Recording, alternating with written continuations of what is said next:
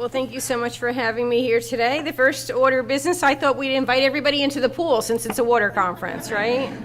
So it's a great facility here. I have been here many times, and it's a great resource that we have. So water is one of the most important substances on Earth. This is the gobbledygook. Debbie did the important part. I'm going to follow up with the, you know. Tell people why we do what we do. Oh, it's important. It's so great, by the way, to have a environmental champion at the DEP. Not that all of the people that work there are not, but you know, I think it's great that Debbie has the opportunity to put all of the years of advocacy that she did to put that on paper and to work with the department. So, and we thank the governor and his wife Tammy Murphy for being environmental champions. And we really have been going through.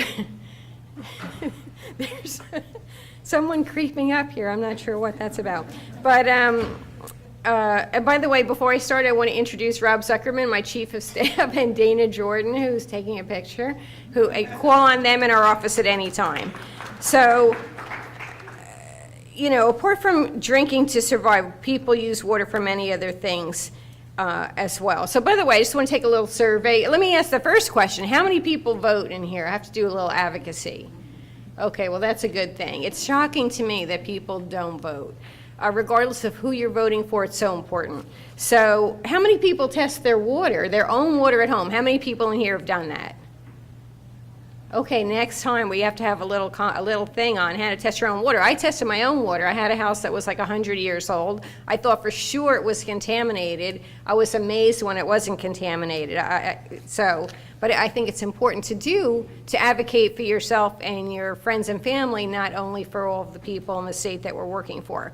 So I was reading a paper, you know, I did a little Google search about, you know, why is water important? What's, you know, of course I know what I think.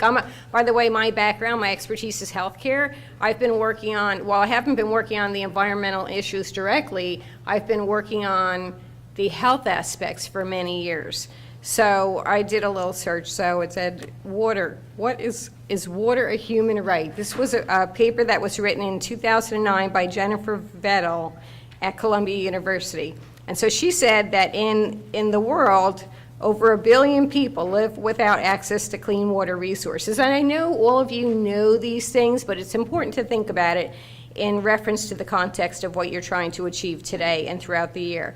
So these people have extremely large death rates to completely preventable waterborne illnesses.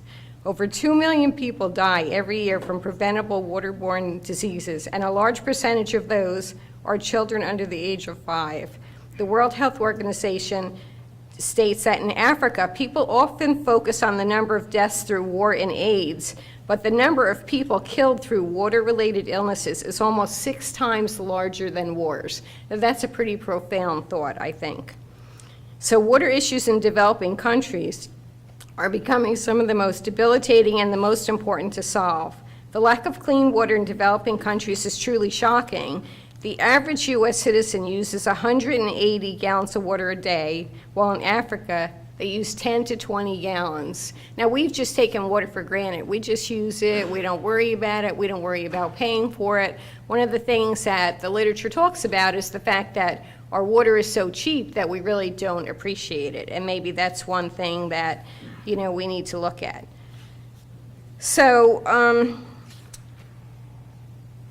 water is essential to human life. A person can only live a few days without water, but if you have only water as sustenance, you can actually live 40 days. That's kind of profound to think about that how you can live on 40 days with just water.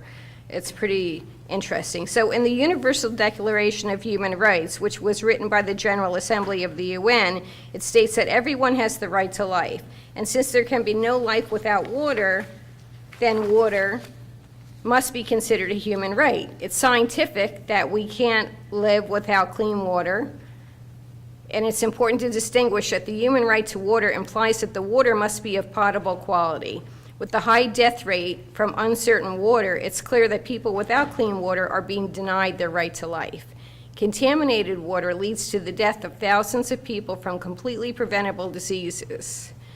Officially, In 2002, the UN recognized water as a human right, and the right to water clearly falls within the category of guarantees essential for securing an adequate standard of living, particularly since it's one of the most fundamental conditions for survival.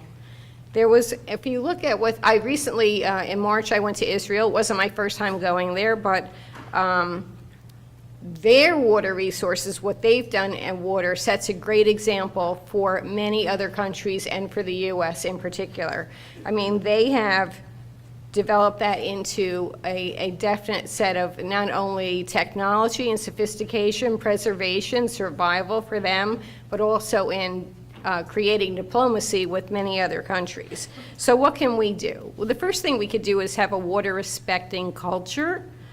And one of the bills that I actually inherited to both Tim Eustace, and by the way, I will say that on the environmental committee, we had Tim Eustace, we had Reed Gusciora, both who went on to other things, and we have Assemblywoman Pinkin, all of who have been incredible champions for these important issues.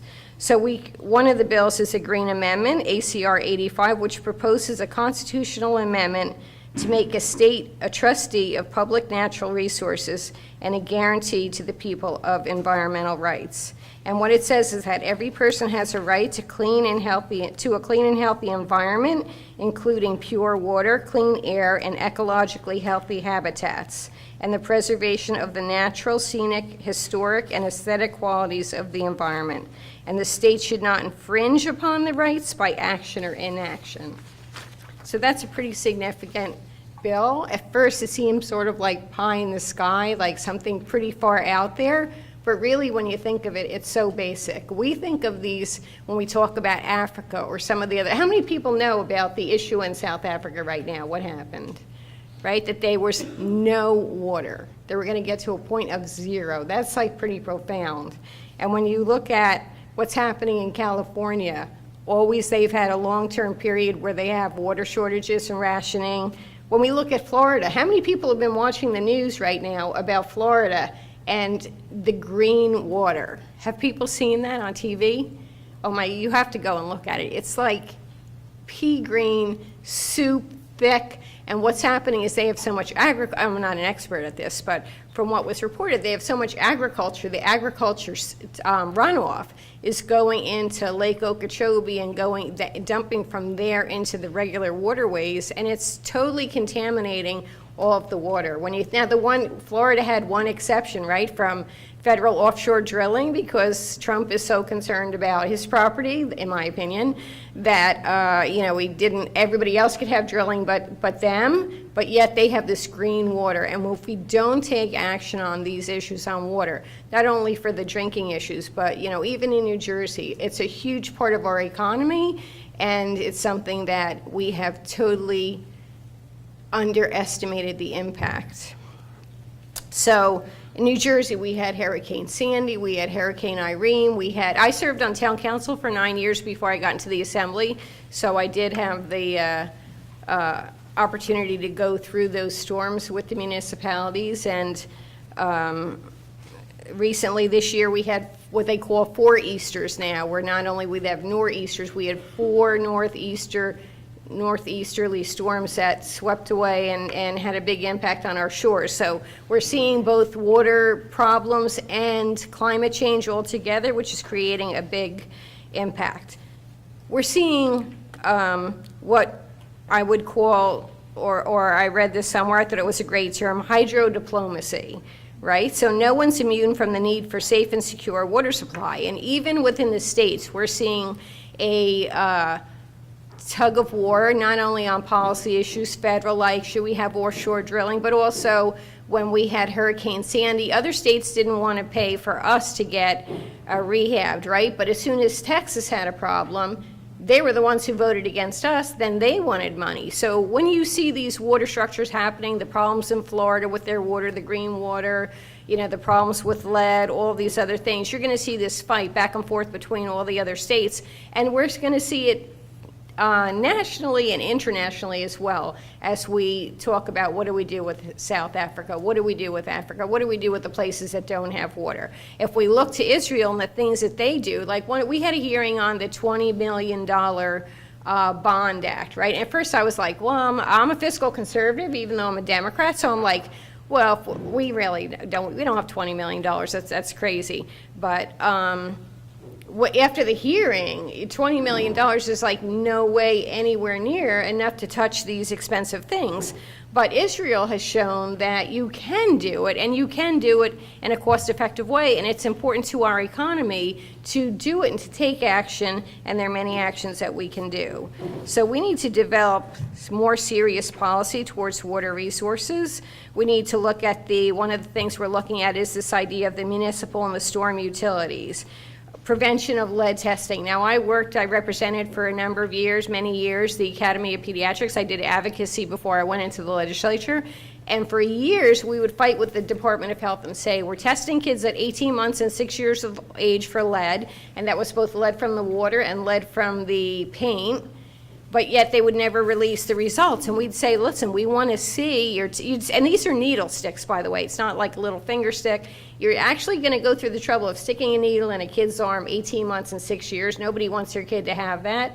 Why are we not getting the results back and looking at them and looking at where the pockets of problems are? It's interesting to me that now, timing is everything in the legislature.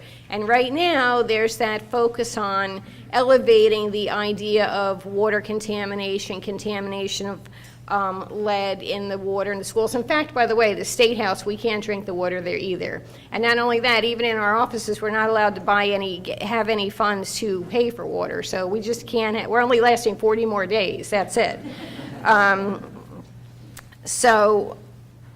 We should be looking at things like paver systems. Well, I don't understand why we have areas that are having more and more flooding in New Jersey, especially in the shore, but yet everybody's using pavers. They're so decorative, but they're not trying to do it in an environmental way. That seems so simple to me. Whenever I say it's simple, it's usually a curse, though. Parking lots. Why are we using parking lots instead of using the parking lots with the grids now, like the lattice work pavers?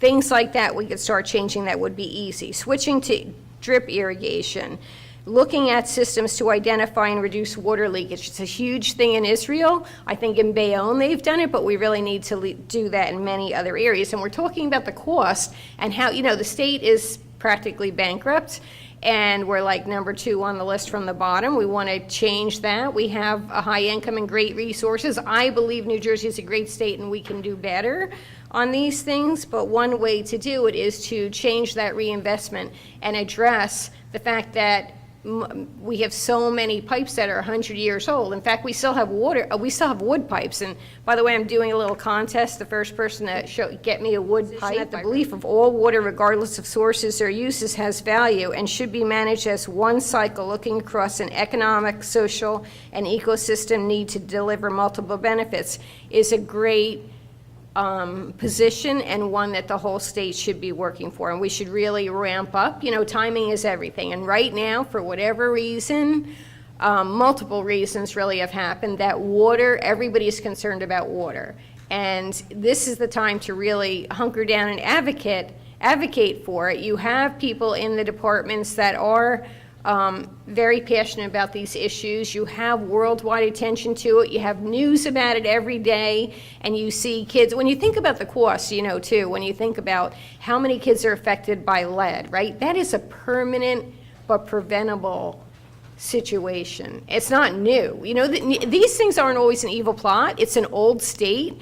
It's an old state and an industrial state, and many of these things happen. Now, you could argue that some people might have polluted on purpose, but the point is, these are issues that are so much more expensive if we don't take care of them, that deal with the special ed needs of kids, the health implications of kids, the fact that they're not going to be able to, they went from a perfectly the potential to develop into, what every great child can develop into, but yet now they're hampered through no fault of their own, and it's something that we can do to prevent it. So that's going to be much more time effective. So Today, I think the focus of the conference is how the JWW can be helpful to the legislature in advocacy and non-advocacy issues. We've taken up a lot of big bills. I have a whole list of bills that we can talk about, but that would probably take another couple hours, and I'm happy throughout the day to answer any questions. If anybody has any particular questions, I'm happy to answer that as well. Thank you.